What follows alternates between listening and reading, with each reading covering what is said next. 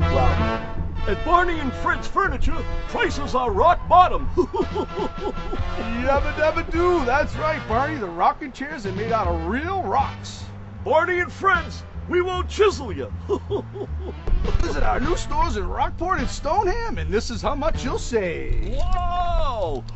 Barney and Fred's, quartzite, granite, and pumice. By the tennis. I like that, by the tennis. Hey, Fred, what are you doing? I'm listening to Pink Floyd. Oh, I get it. Another brick in the wall. Oh, yes, you've heard of an iPod? Right. Well, this is an iRock. Let's hit the hard rock.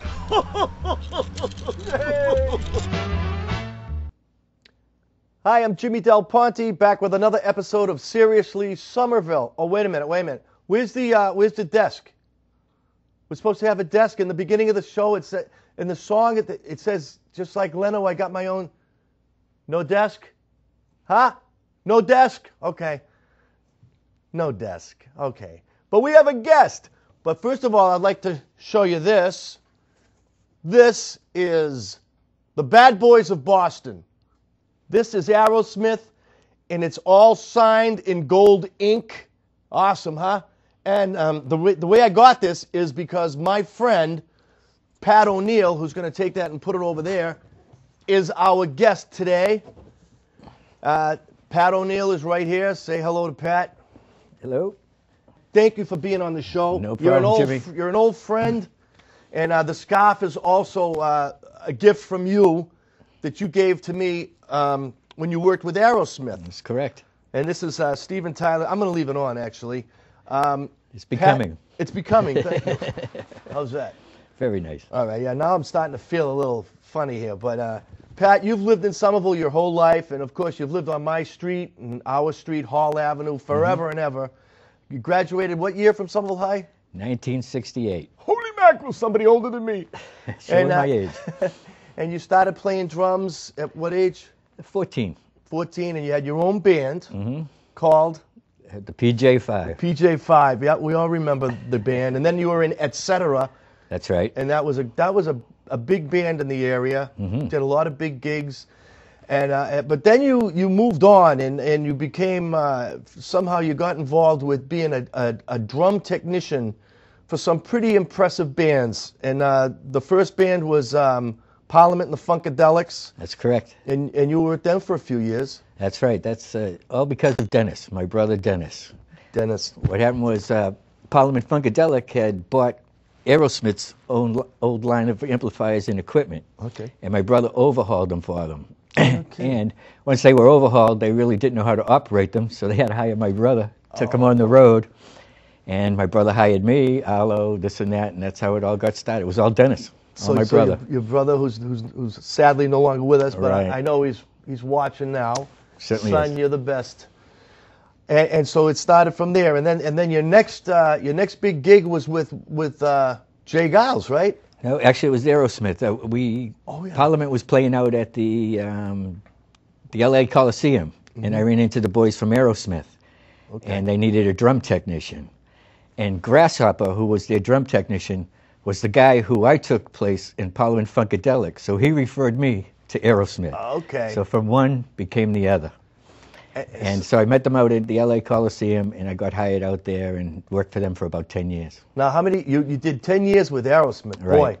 Now they've had their ups and downs. Right now they're up, and well, they're doing good. They're doing very good, yeah. And they're all great guys, and because they signed my I treasure that, and I treasure my shirt, but you have so many stories. Can you tell us a little anecdote? Something about Aerosmith that people don't know. We were talking earlier about how Steven Rand was more or less the mentor of the band, and people may not know that. At the beginning, Steven is a classically trained pianist. This kid has more talent in his little finger than most musicians have in the world. Right. And I'm not just saying that. This kid is talented. I mean, he would tune their guitars. He would tell them, hitting the wrong chord, blah, blah, blah, all in the beginning. But they all know how to play now. Right. But a funny story is the very first gig I ever done with them, it was they would do club gigs, and they would go under the pseudonym of Dr. J. Jones and the Interns. All right. and it was my very first gig that was almost my very last gig. What happened? We were playing the club in Buffalo, and we set up all the gear. There was no sound check. We went back to the hotel to see if we could get a little nap, right? We got lost. Had to go back to the club, still driving around Buffalo trying to find out where we are. We get back to the club, the band's ready to hit the stage, and there used to be a little doll in between the tom-toms that Joey had that I had no clue about because I was the newbie. Right. Right? So all of a sudden I hear the band's not coming on stage until they see that little doll.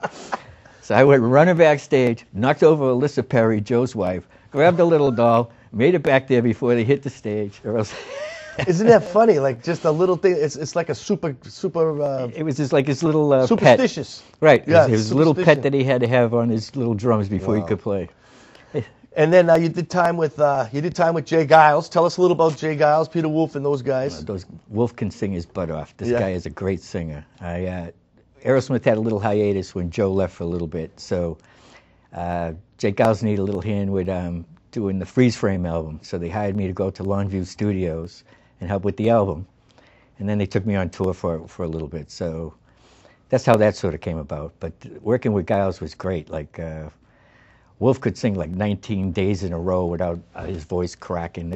These guys were good. If you didn't get up and dance when these guys started playing, you were dead. Something's wrong. Now, I'm thinking Parliament, the Funkadelics, Aerosmith, Jay Giles. There's got to be a book somewhere. You got to write a book, pal. Well, some of the stories I can't tell. I've been sworn to secrecy by most of these bands. But and the statute of limitations might be passed though on that. Who knows? I love the Statue of Liberty, and hopefully I'll get there someday in New York. But yeah, I hear you. We have some pictures in this book that we're going to show you, the people at home. We played in a band called the Premiers with many bands. Frankie Santangelo, with Sudden Urge and a bunch of bands. We'll show some pictures of that people at home can see. But I'd like to do, you mind hanging around to do some of my mailbag questions here? That's my favorite part of the show. I got some questions here. We got the mailbag. I mean, we do get some questions. I'd like to just do a couple. Just send them in, and we'll get to as many as we can. See, Jimmy, you seemed a little nervous on your first show. Why were you so jittery? Signed Olga on Elmwood Street. Well, Olga, you see, doing this show is actually part of a deal I struck with the courts. It's community service, and if the show fails and I don't do well, I'll have to go back to picking up trash on the breakdown lane in 93. You might have seen me out there, and it's getting kind of cold, so I don't want to do that. So that's why I'm a little nervous, and I probably always will be a little nervous. That thing, the stick with the pick at the end of it. Let's see, one more. Dear Jimmy, I wonder if you could help me. I have been getting harassed and teased at school. Everywhere I go, people make fun of me and call me names like son of loser and cable boy's boy. I'm considering transferring to a school in another city where no one knows me and my embarrassment. Signed, your son. This got to be a joke. That's got to be a joke. One more quick one. This is unbelievable. Maybe we'll edit one of the ones out because this has got to be a legitimate one. It's just crazy. Dear Jimmy, what's the deal with your hair? Every time we see you, it's a different color. Another thing is this is mean. Is your head really shaped like a melon, and is it that big, or should I have my TV fixed? You know what? Whose idea was it to do the viewer mail? This kind of, is that a joke, you guys? Ha ha ha! Very funny. Anyway, Pat, Aerosmith, Jay Giles, Parliament and the Funkadelics, the Premiers, Sudden Urge, my good friend. We're still on Hall Avenue. You're holding up the fort up the street, and I'm down at 21. You're up at 57. And don't come looking in our houses for anything because we have big dogs. But thanks a lot for coming on the show. No problem, Mr. Jimmy. Good guy, good friend. That's right, forever.